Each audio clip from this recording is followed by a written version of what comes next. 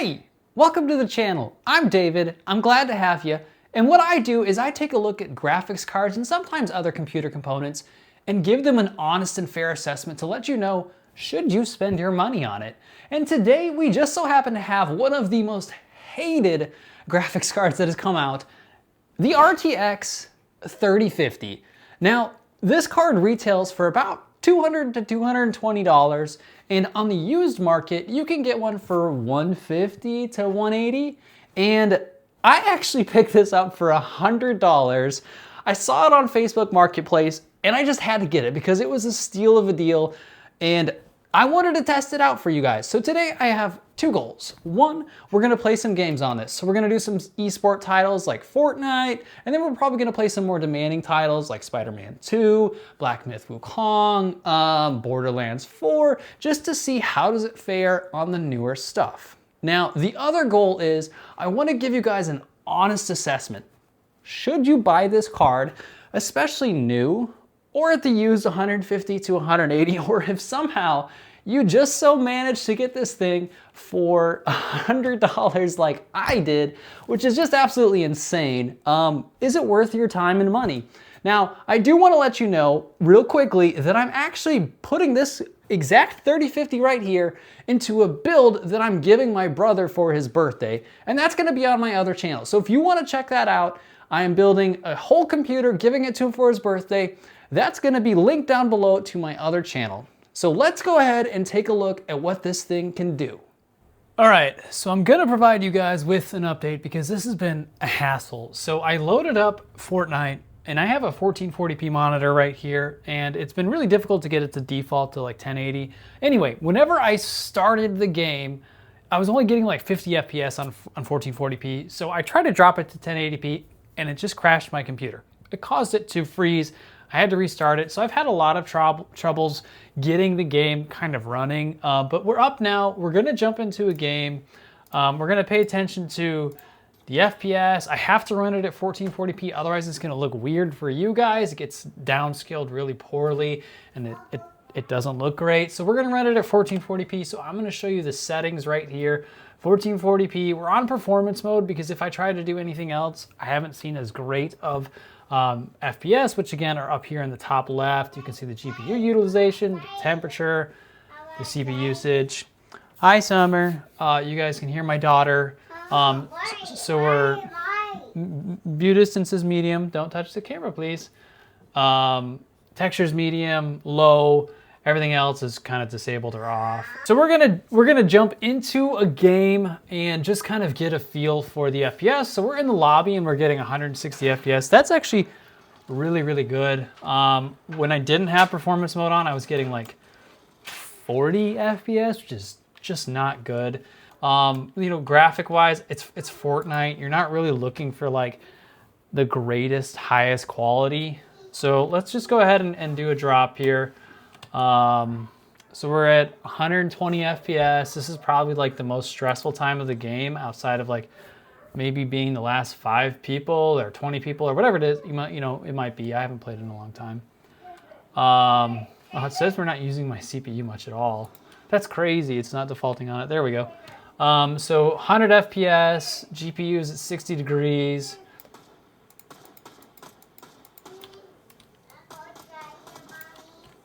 All right, 170 FPS. Wow, we're at pretty solid FPS. See if we can find anybody. Isn't that a person?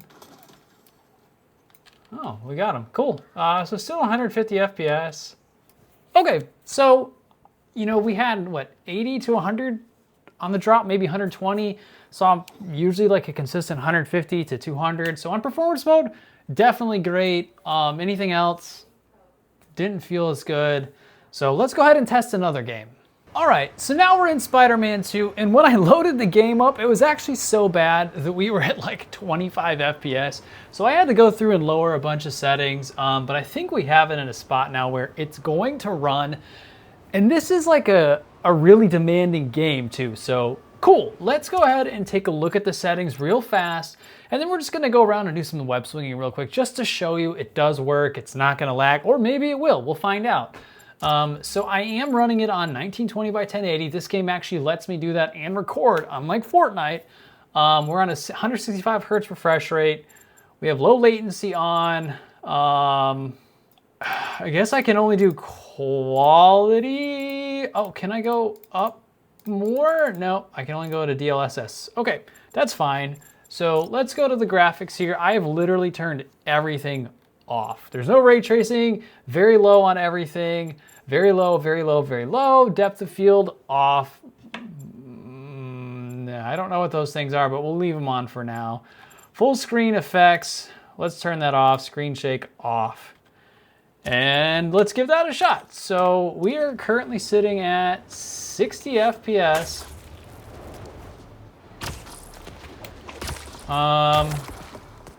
Now, again, I daily drive a 5070. So, you know, that is definitely something to take into consideration because that's a significantly newer card. It's gonna run a lot better than this 3050. But for what I'm seeing right now, I'm getting a consistent 50 to 60 FPS, sometimes, you know, creeping up on 70. I am getting full GPU utilization. So if you look at the top, 98%, it's at a good temperature. And yeah, so I would not complain. I got this for $100. If you could pick this up for, oh man, 150, that would be hard because I think the 2060 outperforms this and you could find that in a similar price range. But yeah, so here in this game, that's really tough. I actually don't know if I would recommend it there. I mean, I guess it depends on the price. If you bought this new, no, not a chance. There's not a chance. If you found it for $200 to $220, you could just go buy a 5050, or I think even like the 2070 or maybe even 2080. It's gonna outperform this. And the nice thing about this is it's a very low wattage usage, so you can get away with a smaller power supply. So that looks like a good spot there.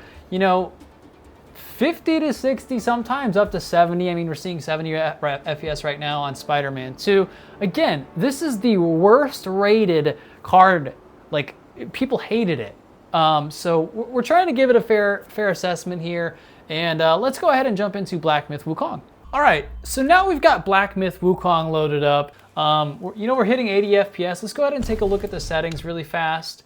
So we are on 1440p. We've got the super resolution on 50, no ray tracing on. Everything is at absolute low.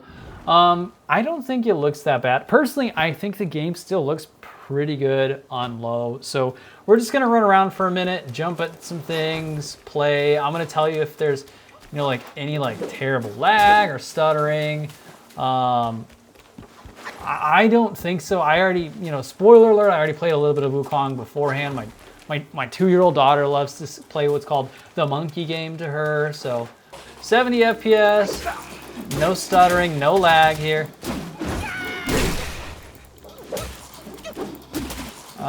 Yeah, still no lag. Still just sitting at like a consistent 76 FPS.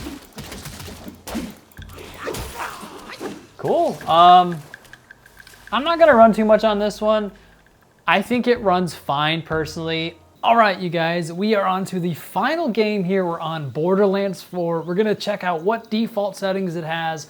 And I'm gonna give you a spoiler alert here. I ran a 1660 Super with this and it was unplayable.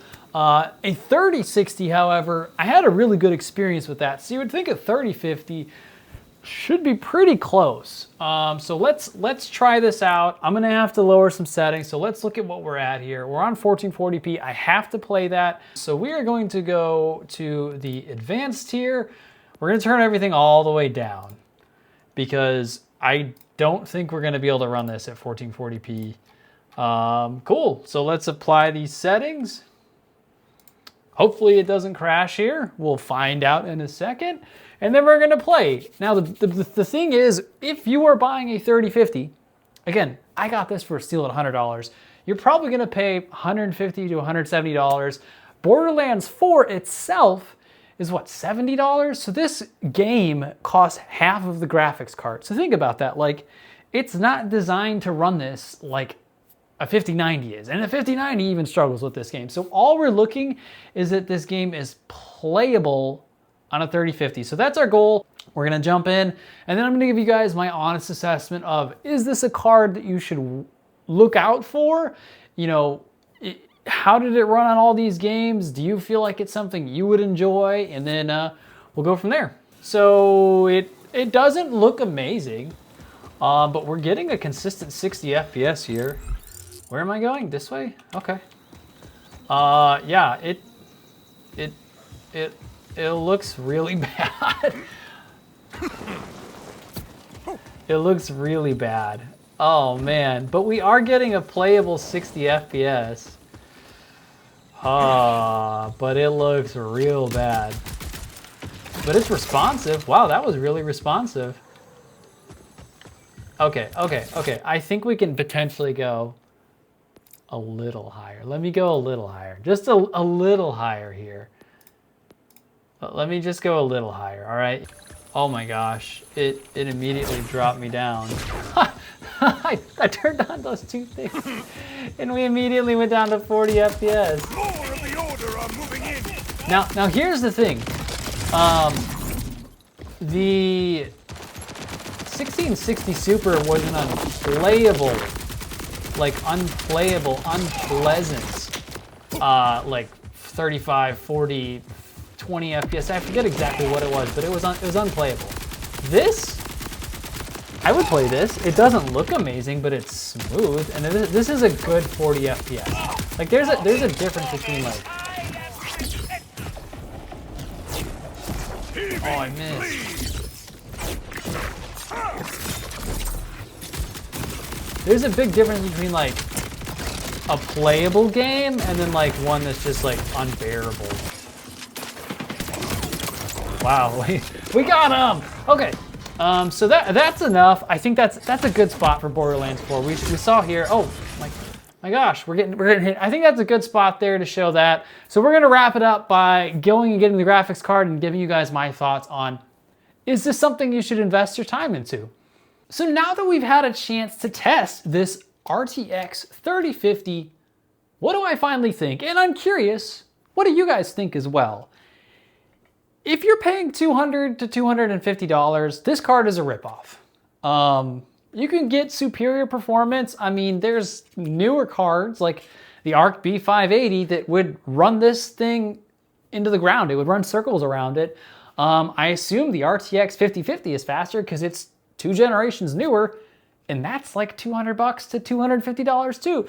So at a new price point, which you can still get this, complete waste of your money. At a used price point, however, I think you can get these for $150 to $170, as I stated earlier in the video.